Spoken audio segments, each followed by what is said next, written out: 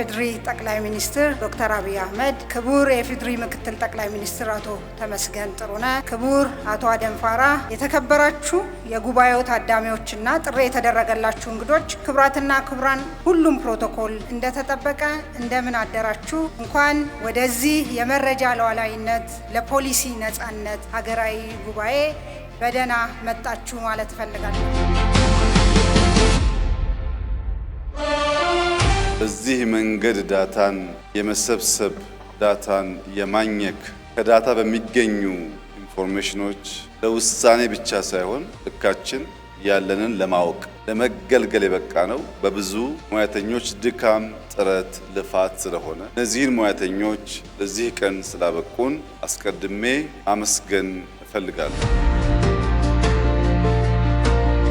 ዛሬ የስታቲስቲክስ አገልግሎት በሳተላይት በድሮን ፊዚካሊ የላካቸውን ሰዎች እና የጂኦስፓሻል መረጃ ተጠቅሞ የኛን ግብርና፣ የኛን ጤና፣ የኛን አጠቃላይ የማድረግ አቅም የለካበት መንገድ ለመላው ኢትዮጵያውያን እንደ ታላቅ ድል ሊወሰድ ይገባዋል።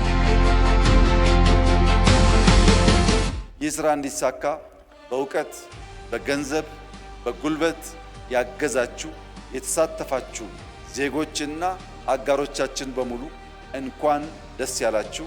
ታላቅ ስራ ሰርታችኋል።